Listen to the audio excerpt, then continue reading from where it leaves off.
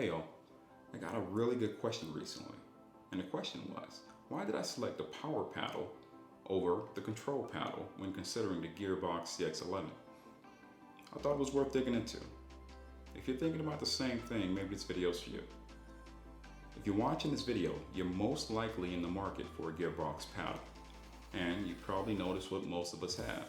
They have two versions, a power paddle and a control paddle. Now, when it was time for me to make a choice, I went with the power paddle, and in this video, I'm gonna go through the three primary reasons why I went with the power paddle over the control paddle. Now, right off the bat, just to be clear, you have to select the paddle that complements your game. In my case, it happens to be the power paddle. In your case, it might be the control paddle. So there's no right or wrong here, it's what works for you. And I'm only gonna discuss what works for me and why. Now, reason number one is, I believe over time, over the past 9 months, I've gotten better with control only because of practice and repetition. In other words, I don't think that the paddle would have made a difference in my game. If you want to dink better, you have to practice, you have to dink. If you want to be able to drop the ball better, the same thing. The more you practice dropping, the better you get at it. It's all about consistent practice, drilling. You will eventually get to that level, to whatever level you want to be at, as long as you're willing to put in the work. Now, selecting a control paddle, I didn't feel like that would have really made a difference in my game. Maybe it would have gave me a softer touch, but I don't necessarily think I need a softer touch. I just need to soften up my swing. And the same thing goes for placing the ball. Now, obviously, if you practice hitting the ball in a certain direction to hit a certain spot, over time, you'll get better and better at it. Now, can the paddle really make a significant difference in that? I doubt it, at least not for my game. Now, that really talked more about why I didn't choose the control paddle, but let me talk about why I chose the power paddle. I believe that generating power in every swing, first, there's going to be genetics. It's either you're strong or you're not. Or it's either you have quick twitch muscles or you don't. That's one, genetics. That's not something that we can control. We're dealt a certain deck of cards and we just have to work with that. And then that's training. Now you can train to be more explosive. You can train to be more powerful. And over time, you will get a little bit more powerful, a little bit more quick.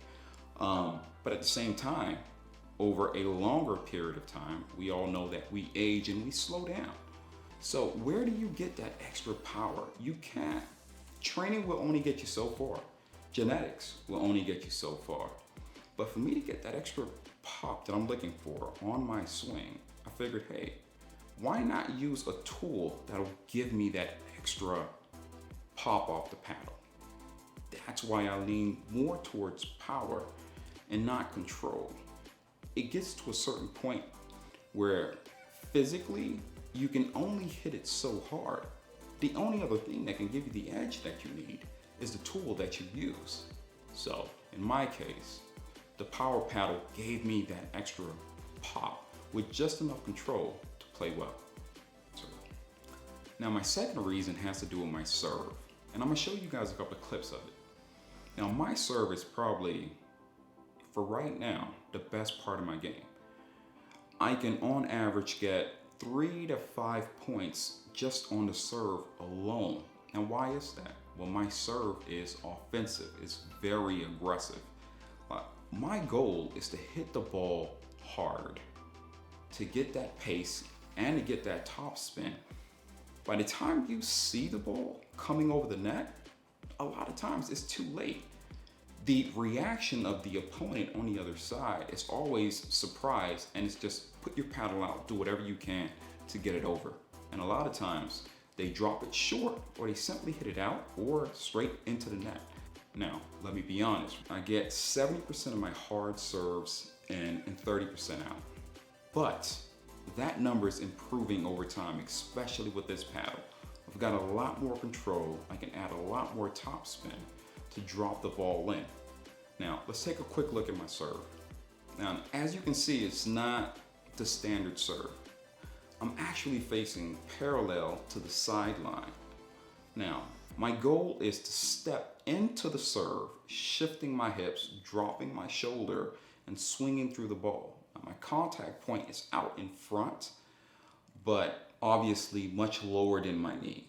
Now, what happens to the ball is there's enough topspin placed on the ball to where it climbs up over the net and dramatically dips down, hits the floor, hits the court, and takes off.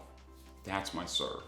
And what I try to do is kind of move it around, backhand, forehand, straight towards the person, just to try to jam them, especially if the person doesn't give me enough room, doesn't give themselves enough room off the baseline. That's my go-to serve because it's almost impossible to get it back. Now, my third and final reason is I've been playing more and more singles. And if you played any singles whatsoever, you know that it's not necessarily a touch game. It's a, I need to hit the ball past you game. It's similar to tennis, but every once in a while you do find yourself up at the kitchen, right? But bottom line, for you to get points, you have to hit the ball hard and past the person. Now let's be honest, not everyone plays singles, but you know who does? The 20-something-year-olds. And I'm not 20-something, so I need every competitive edge I can get, right? So if this paddle can give me just a marginal amount increased power, it's absolutely worth it. That could be the difference between that younger person on the other side getting their paddle on the ball or the ball getting past them. So I think it's absolutely worth it. Now, would a control paddle give me that much?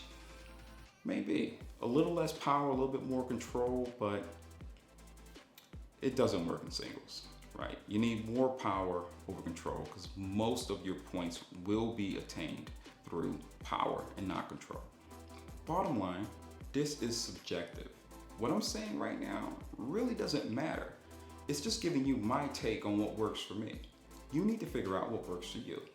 Demo both paddles. And to be honest with you, you might settle on getting both. You might be in a situation where you're in a game, one game requires more power and the other game requires more control. And you feel like, hey, both paddles work. It all depends on the situation. So even I'm leaning towards that, just to have something else in my arsenal. But just thinking about it. I'm not committed to it yet. Now, with all that said, only one thing matters. Get a paddle, get on a court, and play. Have fun. Hopefully this video helped somewhat, but if it didn't, just get out there, get a paddle, try it out, and if it works for you, it does. And if it doesn't, you move on to another paddle. Now, I hope you guys enjoyed this video. You don't have to leave a thumbs up, but if you can leave a comment down below that can possibly help someone else make a more informed decision over these paddles, then go ahead and leave the comments below. Let's keep it clean, let's keep it safe. Oh, and I forgot, if you see me coming and I have this paddle, run and hide. Trust me, run and hide. Enjoy.